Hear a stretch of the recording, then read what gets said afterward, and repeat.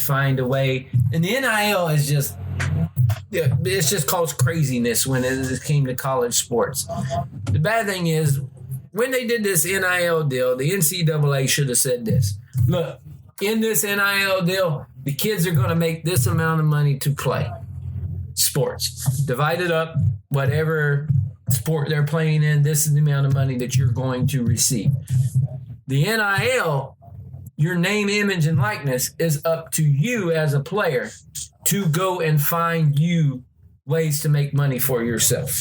You go find your sponsorships. You go find the people that, if they come to you, good. If you go to them, even better. But if they come to you, that's when you make your money. Not while you're being recruited. The guy that's recruiting you goes, see those people that are going to be up there in those stands? They're the ones that are going to be giving you all this money. No, you shouldn't be telling kids that when they come to recruiting. You should be telling them, look, you're going to have every opportunity to do what you need to do in order to make yourself successful.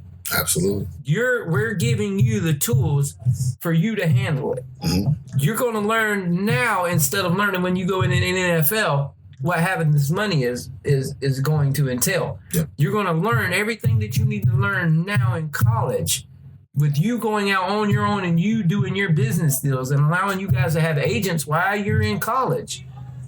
Now you get to find out, and now you get to start your fast track on what it's going to be like when you go to the NFL. Because some of these kids that are getting these NIL deals, they're not going to make it. Like, the small percentage of these players make it to the NFL and make it to be that successful. Yep. So if you can take advantage of something that you can do in college, by all means, take advantage of it. I am never, you know me, I have always been on, these kids should make money.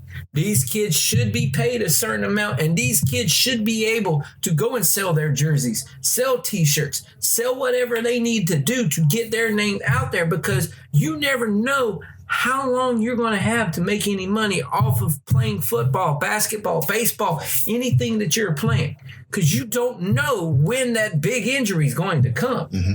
So, yeah, or if it's just going to stop. And you're not going to be able to go any further with it. But I'm all for them making money. It's just the way that it's going about it needs to be handled. And there needs to be some sense of stability in how these kids can make their money and how that this is going to go around, not giving these other schools competitive edges just because they make a shit ton of money and just because they have all these backers that have all this oil money from Texas or all this other shit. It's crazy, man. It's crazy, especially seeing some of the numbers that have got thrown out there for some of these guys. What, the guy that's going to Miami is supposedly making $7 million because he's going to Miami? Dude, right. So there's got to be some kind of cap. Exactly. There has to be some sort of... Because at some point, it's like, you get that money, like, your motivation going to slip. Like if you went to Miami, you go to Miami, and you signed that deal while you were playing during the year, I have no problem with it.